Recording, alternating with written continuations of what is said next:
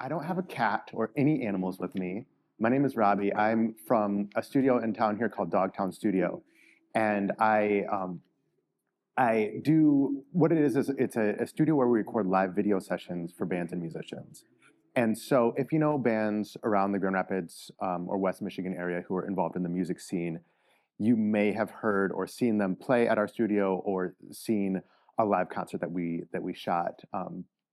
And it's I'm very, very grateful to have had this business, to have had this studio for 8 years now, or going on 8 years. It's about seven and a half at this point. But the really cool thing is that I really get to see and work with a ton of different musicians from around the area, and I get to be connected with a lot of cool people like the folks here at GRTV, which is how I found out about this Free Speech Day. And Ted from GRTV hit me up and it was like, "Hey, we would love to see if you'd want to do something for this." And I was like, "Yes, of course. I love GRTV. In my opinion, it's such an integral part of the real like live in human community part of an artist scene, which is like, in my view, the real deal, right? That's where that's what it's all about, and I think that the folks here at GRTV really like get that and understand that in a way, and they're just offering such an amazing service. And I just want this to be like blasted out on all of the stuff that I'm doing in Dogtown social media. I just did a podcast with GRTV, and I just want to really spread the message of what is going on here because like where else can you have an amazing little 15-minute segment of someone with their cat. And like I don't see that when I flip on the TV regularly. And I know a lot of people out there who want to make things in that vein. There's a lot of that. Yeah, I think there's a lot of like people waiting for their chance at their cat show, and GRTV can make that happen. So um, yeah, I wanted to take this time, this little slot, to talk a little bit about some of the questions that I often get from artists who I work with. I'm in a unique position here at Dogtown because I get to work with a lot of artists, and I get to see the behind the scenes of what they're like when they're making something, and then I get to see the finished product on social media. And so it's a little bit of a unique position because a lot of people only get to see the finished side, um, which can be really misleading. And it can actually, what I've learned throughout years of doing this, throughout years of seeing both sides of this creative process, is how misleading the highlight reel is that we see on Instagram. Because that is what we see, right? It's just the highlights. We see just the best part, just the airbrush, just the polished finished product, but we don't see the uncertainty or the questioning that goes on in an artist's head leading up to putting out a finished product. Um, so, like I said, in my position at Dogtown Studio, I luckily get to talk with artists and like hear all the unquestionings, all the uncertainty, all the questioning, all the doubts going through their head as they're making these things. So I want to go over some of the questions, my most conversed about questions in the studio. Why isn't anyone seeing my posts anymore? This is probably one of the most common questions that I get in the studio. Uh, a lot of people, especially in the last 5 years, but ramping up to the last 2 years, last year's particularly, people are like, it feels like it's so hard for me to get anyone to see my posts anymore. And people are feeling they like take it on themselves. So like, am I just not as intriguing as I once was? Am I not putting out as good of content? And I have to reassure people all the time. It's like this is this is happening to everyone. This is not just you. And there's a really, really good analysis of this by a person named Jack Conte, who is the CEO of Patreon. He is absolutely my hero for a lot of the analysis of what it means to be an artist today. Jack Conte is just amazing, and he has this concept called the death of the follower, which is basically the idea that throughout the 2010s, throughout the start of social media, it was all based on the follower and their if you can remember back this far, there was a time before it was ads, before it was there was so much more of the ability to open up your Facebook, your Instagram, whatever, and see the people who you follow.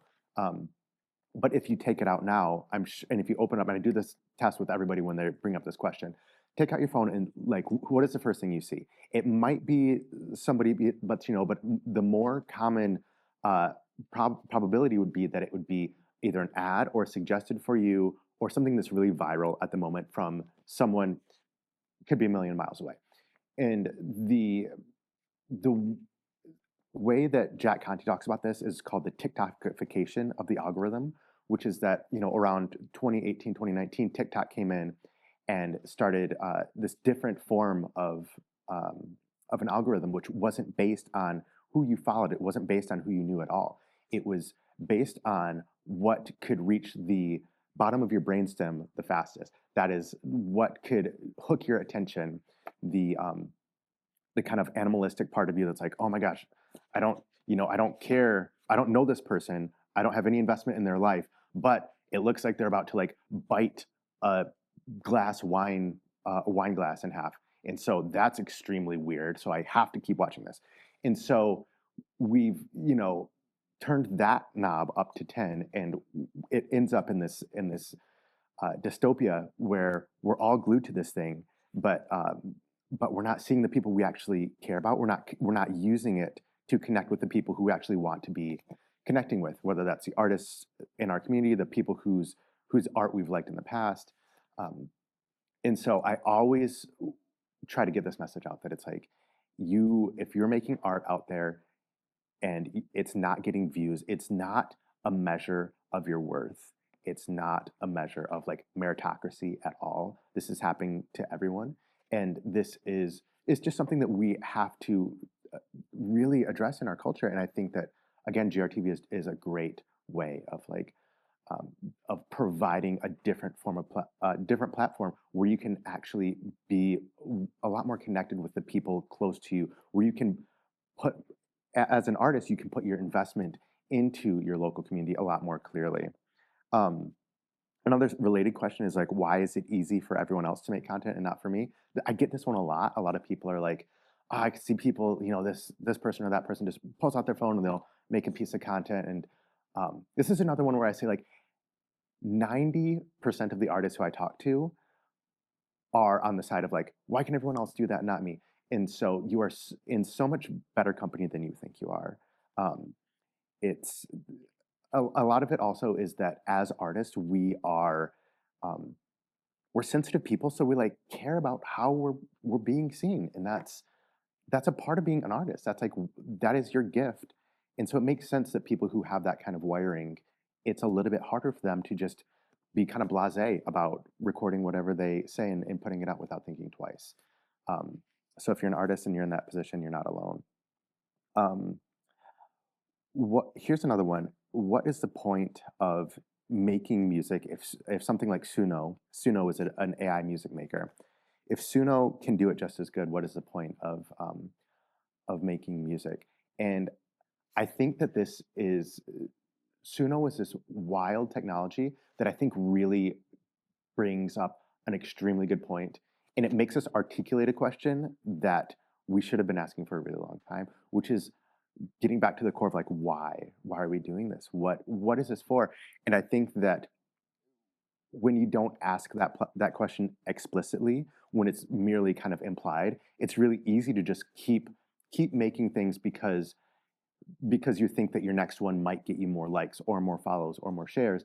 And and when you keep going down that road, just following the carrot that's right in front of your nose, it's easy to lose track of why you're doing it. And I think that having a existential question like this one that we ask when Suno can do that better than us is it makes us ask, like, what is it that we're doing this for? And I think that we get a lot better answers to that question when we ask it explicitly rather than we just follow the carrot that's in front of our face. And so I've seen a lot of people have to kind of reconcile with that question and be like, I'm not doing this to be famous. I think that that's the mythos in this society, especially like the American Idol myth, is that you do it, you get famous, and if you're successful, if you're doing it right, you get more famous. And I think that anyone who's been doing art, doing music for a while can really see through that myth and can see the so many people who are doing it right and doing it powerfully and who are not mega famous. And I think that there's so much more to be gained from art and from music than fame, than attention. And I think that that's a huge part of the role of artists during this transition, a time when AI is really disrupting things, when people are very burnt out on tech. Art can really be this thing that draws us back to like, oh, what is this all about? What is this life about? What is, you know, what is any of it about? That is the role of artists, is to like provoke and to answer that question for folks in our society. And I think that role is so much more important than it's ever been. Um, so I really encourage artists who are feeling a little bit burnt out. It's like, this is actually the more important part of the timeline. It might, and it probably won't result in the kind of success you might have imagined from like social media fame or whatever, but it can result in a success that's a lot more worthwhile, a lot deeper than that. Um, Another question is, am I a hypocrite for using AI? Because this is another side of it that I think a lot of people don't see, is that a lot of artists have found ways that it helps them and are scared to talk about it because they're scared of getting canceled. And so I say, A, you're not alone. A lot of people are wrestling with this. And I think that this is just really one of those questions that it's not a simple yes or no. It's a complicated one. It's a chewy one. It can make it easier for you to like do your taxes or do these things that take time away from you being able to make your music. But then I think there's definitely a line of like, I don't want it to make the music instead of you. I think that that's what our role is, and that's what I see so many people who have such great things to say, and I just want their human, flawed, imperfect voice to come through, um, because yeah, that's what I connect with. That's what I want to see more of in this world. So thanks to GRTV, this is a really cool thing. I just love people getting together. I love that I can come to a place, see people putting up cameras and putting out ideas. So really happy that GRTV does this. Again, I'm Robby from Dogtown Studio. Thanks for checking this out. You can check out www.dogtown.studio if you want to know more about what we do.